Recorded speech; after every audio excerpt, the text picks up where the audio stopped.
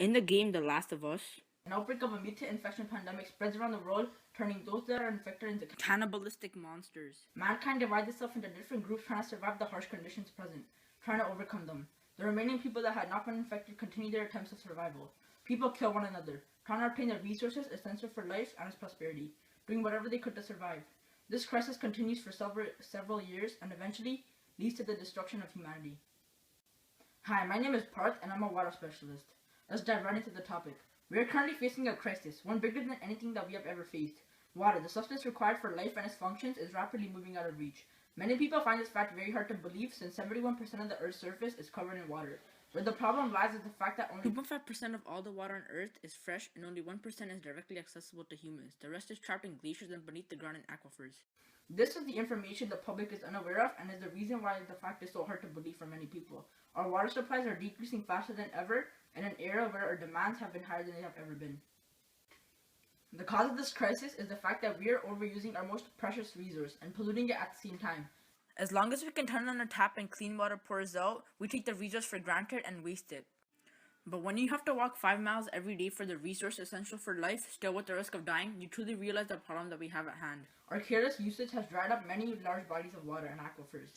This has caused serious droughts that have lasted for many years and still continue, the main ones including California. And the Middle East, where instead of rivers with flowing water, they have rivers with flowing sand. Our overuse of water mainly comes from advanced urbanization. Cities like Las Vegas have dried up the main water sources around them and are trying to get their hands on bodies of water outside the region, out of sheer desperation. We have seen major changes to bodies of water and it is terrifying.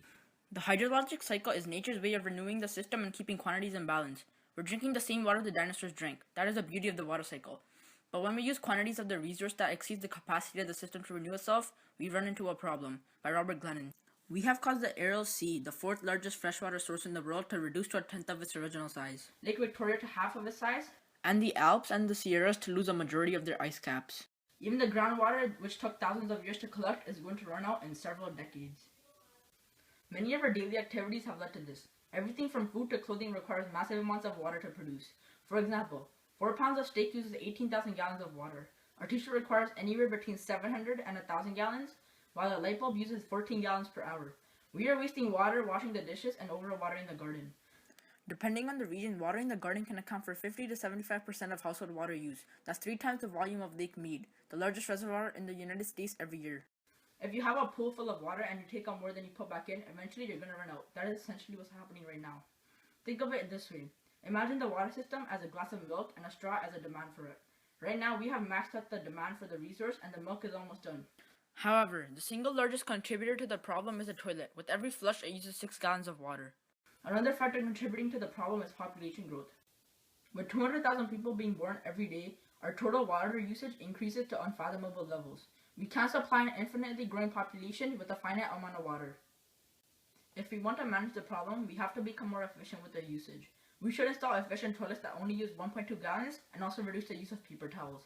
Water the yard with just enough water to keep the plants healthy and get rid of leaks, and just be cautious when using faucets and taking showers.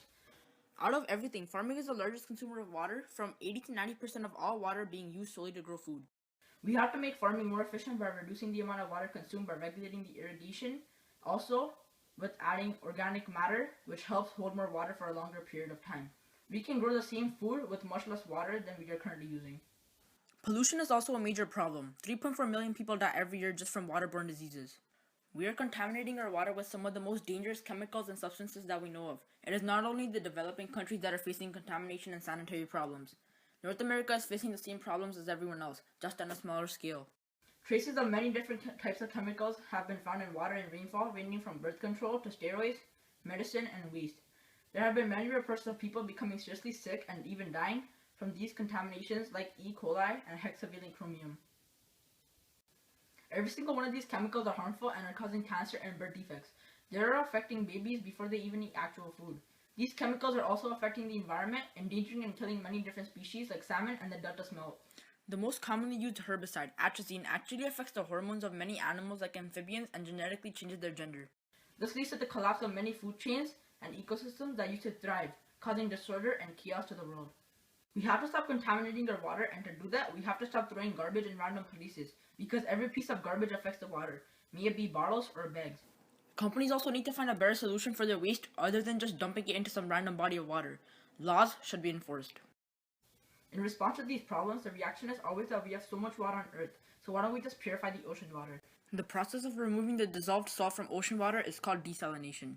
It is something to think about if we want to tackle these problems, since salt water is abundant on the planet and it is reliable, but the cons of this method outweigh the pros. It is very expensive, massive amounts of energy is required, and the plants produce very dangerous greenhouse gases and leave brine, both of which destroy the environment.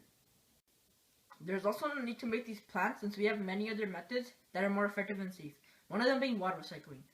Water recycling is on a basic level just purifying the water that we have already used back into fresh water.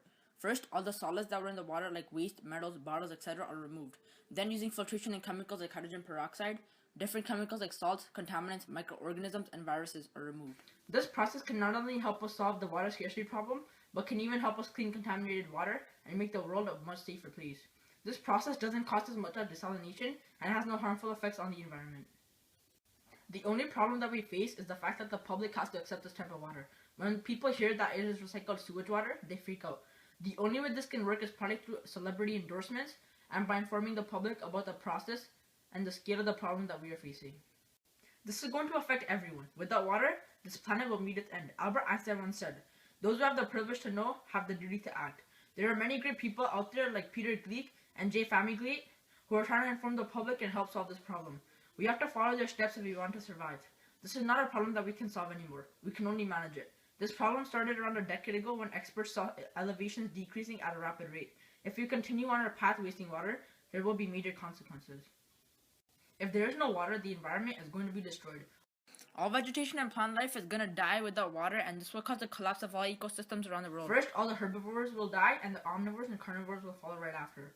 With that, there will be nothing to absorb carbon dioxide and release oxygen, so in the long term, our world will be full of pollution. Also, with no plants, all the ground cover will be lost and soil erosion will occur, interfering with the aquatic ecosystems. The entire world would face the most severe drought that it has ever faced.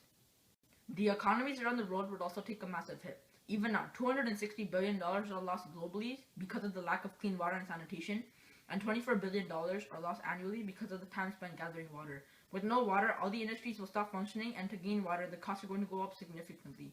The production of all products like food, clothing, and even energy will stop, since these things require a lot of water to produce. Jobs will also be lost, and poverty will rise around the world due to the lack of clean water and sanitation. However, if we invest the money right now, it will help us manage the problem and will also benefit the economy of many countries. For every dollar invested into clean water and sanitation, it outputs $4 back into the economy. With universal access to clean water and sanitation, it will create around $50 billion in economic benefits due to the deaths avoided and the less cost of healthcare. On top of all those consequences, we humans would end up destroying ourselves. For the resource that we need to live, we would end up killing everyone else, even the people that we once considered family, fighting the cannibalistic monsters, doing whatever we can to get a single drop of water. If we don't solve this problem now, we will become the last of us.